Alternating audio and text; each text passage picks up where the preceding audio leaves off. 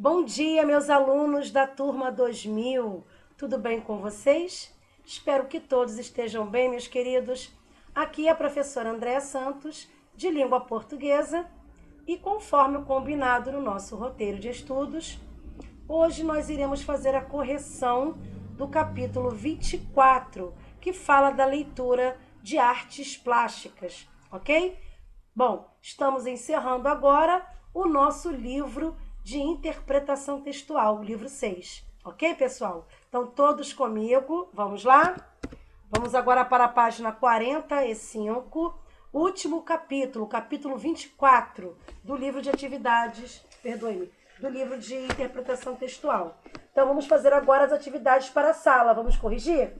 Bom, o exercício número 1, lá na página 45, diz assim: o prazer estético está atrelado à subjetividade proveniente da criação. Ao artista é dado combinar sensações, imagens e representações livremente, atendendo a leis internas. O fazer do artista advém de potencialidades da memória, da percepção e da imaginação, em uma fusão de brincadeira e seriedade, visto que fatores estruturais são comuns ao jogo e à obra de arte. Conclui-se, então, que o artista, o quê? Que o artista, o quê? Expressa uma ideia a partir da ressignificação, tá? Da ressignificação de uma imagem. Então, a resposta do número 1 é a letra D de dado. Ok, pessoal? Foi?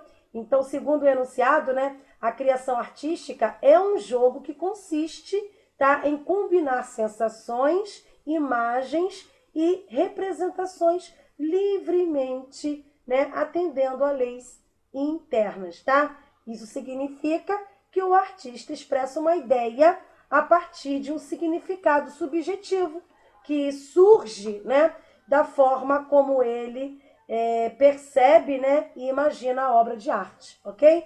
Por isso que a resposta do número 1 é a letra D de dado. Número 2. Bom, aqui na questão 2, nós temos que ler o texto 1 e o texto 2, tá? O texto 2 é um quadro de Cândido Portinari, tá? Que fala sobre o descobrimento do Brasil, tá? E o texto 1, né, é uma carta, é um fragmento da carta de Pero Vaz de Caminha, tá? Que diz assim, ó: andaram na praia, quando saímos, 8 ou 10 deles, e daí a pouco começaram a vir mais. E parece-me que viriam, este dia, à praia, 400 ou 450. Alguns deles traziam arcos e flechas, que todos trocaram por carapuças ou por qualquer coisa que lhes davam, né, que lhes davam.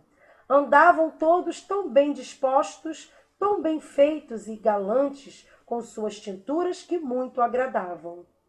Bom, o enunciado do número 2 diz assim: pertencentes ao patrimônio cultural brasileiro, a carta de Pero Vaz de Caminha e a obra de Portinari retratam a chegada dos portugueses ao Brasil. Da leitura dos textos, constata-se que só podia ser a carta, como testemunho histórico-político, mostra o olhar do colonizador sobre a gente da terra, e a pintura destaca, em primeiro plano, a inquietação dos nativos.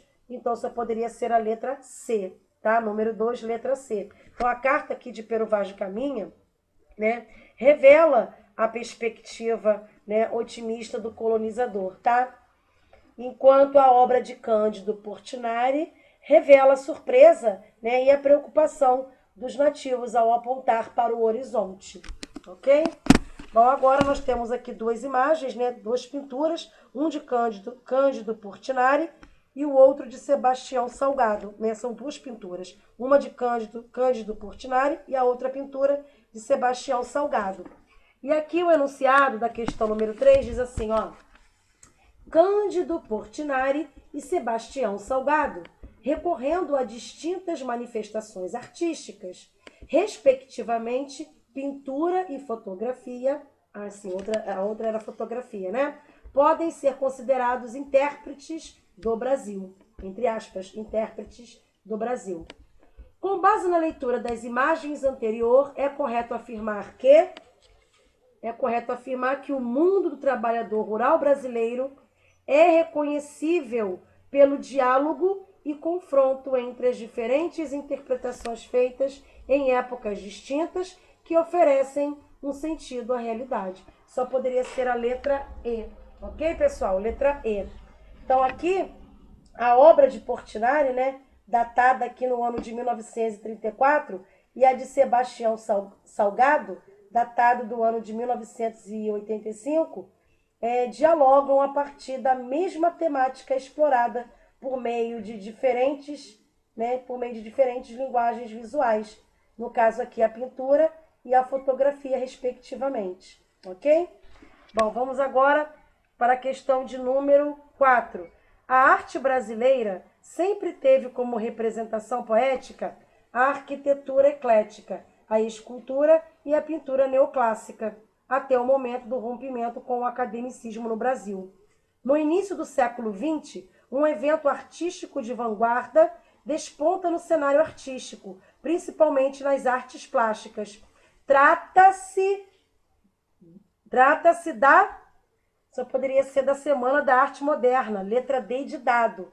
Então, esse movimento, amplamente conhecido, é justamente a Semana da Arte Moderna, do ano de 1922, ocorrida na cidade de São Paulo. Tá? Então, o evento artístico reuniu vários nomes, como Tarsila do Amaral, Anita Malfatti e Di Cavalcante, tá? Na pintura, é claro, Mário de Andrade também, exatamente, Mário de Andrade, Oswaldo de Andrade, e Graça Aranha, todos também na literatura, esses também na literatura, tá? E Heitor Villa-Lobos, e Frutuoso Viana, aqui no caso na música, Heitor Villa-Lobos e Frutuoso Viana na música, entre tantos outros, tá, pessoal? Então, inconformados, esses artistas, inconformados com o fato de a arte no Brasil ainda apresentar-se como uma repetição do academicismo europeu, esses artistas propuseram uma ruptura com a tradição e contribuíram, então, com a renovação das artes no país, ok? Por isso que a resposta, então, do número 4 é a letra D de dado, tá? Semana da Arte Moderna, tá? Número 5. É preciso conhecer a produção artística visual contemporânea, valorizar nossa herança cultural e ter consciência da nossa participação enquanto fruidores e construtores da cultura do nosso tempo. Esse texto é um texto de Lúcia Gouveia Pimentel, tá? Então, nessa perspectiva, quais os modos de produção imagética, ou seja, que se expressam por meio de imagens, apropriados e ressignificados pelos meios tecnológicos presentes na arte contemporânea? Só poderia ser a letra E. Cinema, fotografia, digitalização e computação. Então, o avanço aqui das tecnologias impactou a maneira como as imagens passaram a ser tratadas artisticamente, Então, em se tratando de arte contemporânea, a alternativa mais adequada é aquela que apresenta justamente, essa é o que apresenta aqui, a digitalização e a computação, pois são modos de produção de imagens mais contemporâneos, ok? Então, número 5, letra E. Bem, aqui nas atividades propostas, eu escolhi alguns exercícios, tá? Para a gente corrigir. Vamos lá? Aqui no número 1, nós temos duas imagens, como vocês podem perceber. E o enunciado aqui diz assim, o grafite contemporâneo, considerado em alguns momentos como arte marginal, tem sido comparado às pinturas murais de várias épocas e às escritas pré-históricas. Observando as imagens apresentadas anteriormente, é possível reconhecer elementos comuns entre os tipos de pinturas murais, entre tipos de pinturas murais, tais como, então só poderia ser a letra C, o registro do pensamento e das crenças das sociedades em várias épocas. Então, número 1 é a letra C. Então, ambas as imagens aqui, pessoal, caracterizam-se, como registros de grupos sociais que, embora de épocas distintas, manifestam a forma de interpretar a realidade por meio de seus respectivos valores, crenças e costumes também, tá? Então, número 1, letra C. Número 2, observe a imagem e texto a seguir. Então, aqui nós temos uma pintura, nessa primeira imagem, E aqui nós temos um texto de Pero Vaz de Caminha, né? Um trecho da carta, né, de Pero Vaz de Caminha, que diz assim, ó: a feição deles é serem pardos, maneira de avermelhados, de bons rostos e bons narizes, bem feitos. Andam nus, sem nenhuma cobertura, nem estimam nenhuma coisa a cobrir, nem mostrar suas vergonhas. E estão acerca disso com tanta inocência como tem em mostrar o rosto. Então o enunciado diz: ao se estabelecer uma relação entre a obra, né, que nós vimos aqui, que tem um índio, né, de Albert Eckhout, né, e o trecho do texto de Caminha, conclui-se que só poderia ser a letra B, né? Perdoe-me.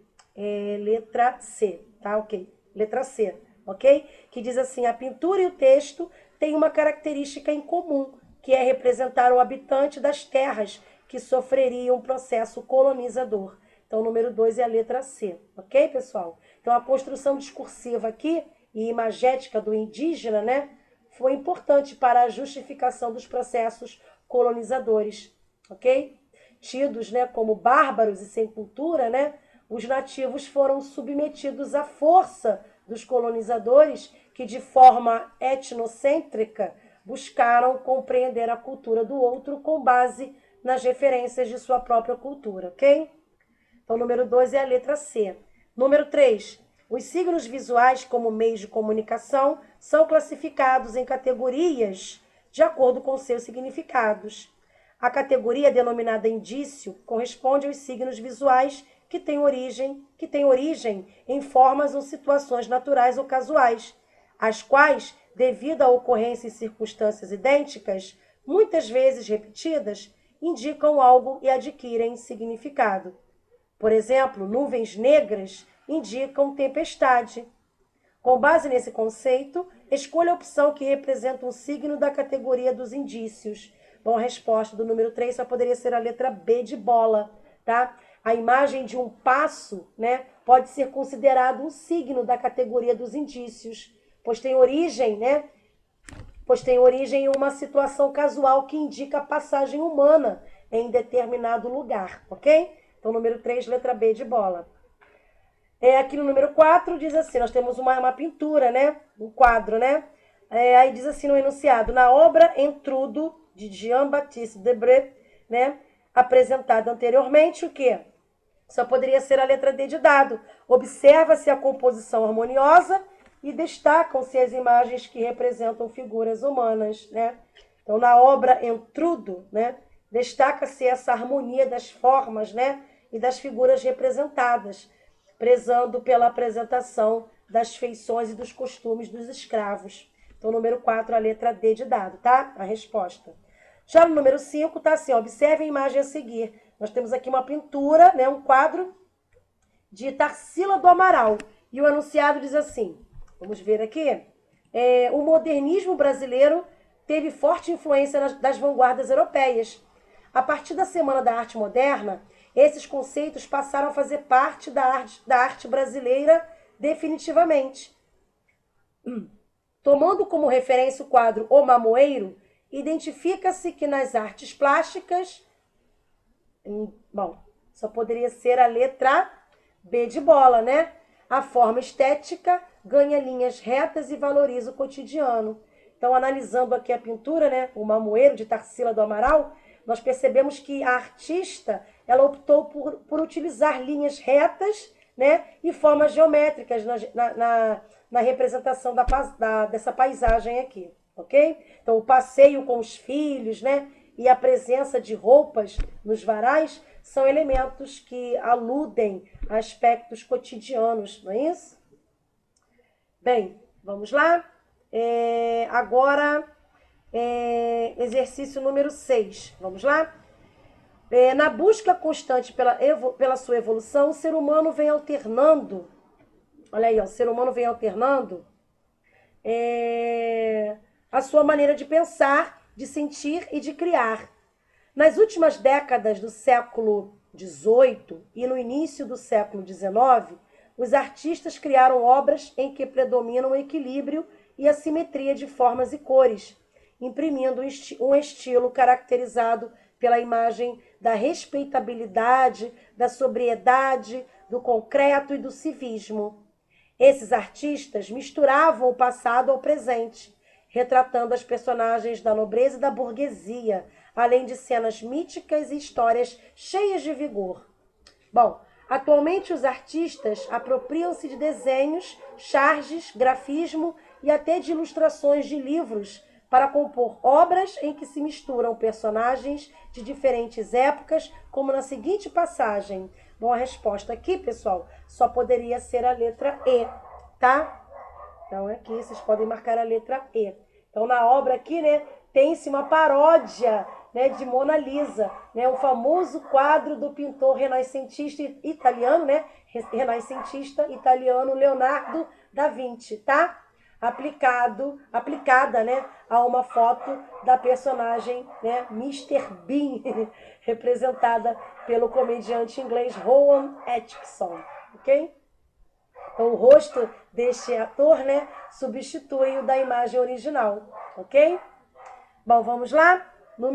Agora, número 8. Ler uma imagem seria, então, compreendê-la, interpretá-la, descrevê-la, decompô-la e recompô-la para aprendê-la como objeto a conhecer.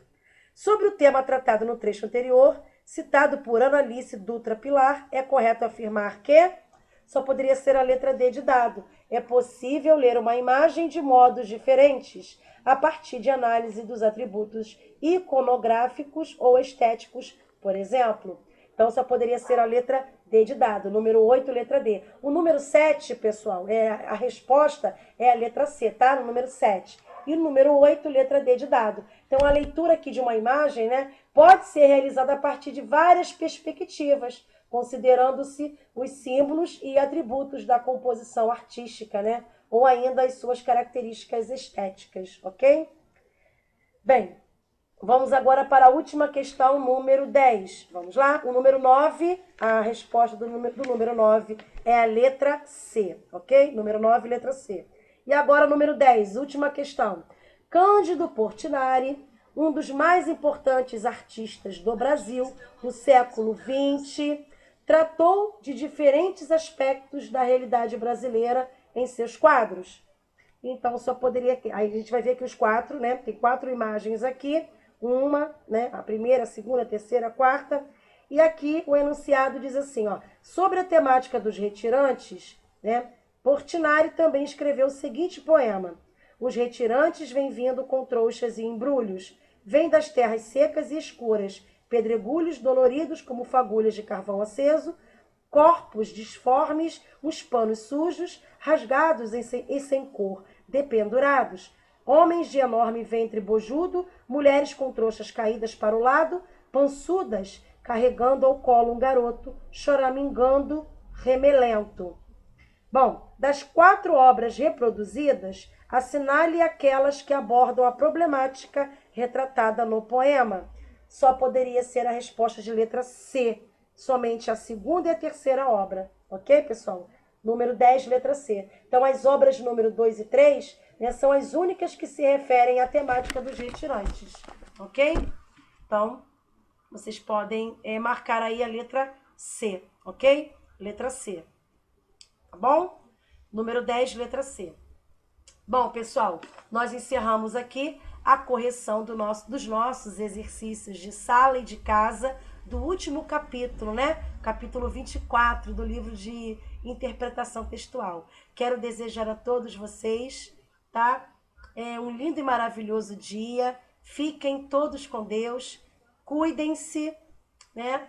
E espero com certeza que no próximo ano, né, o ano de 2021, tudo será melhor e diferente. Estaremos juntos outra vez. Desejo a todos boas férias, bom descanso e fiquem com Deus. Um grande beijo no coração de cada um. Tchauzinho!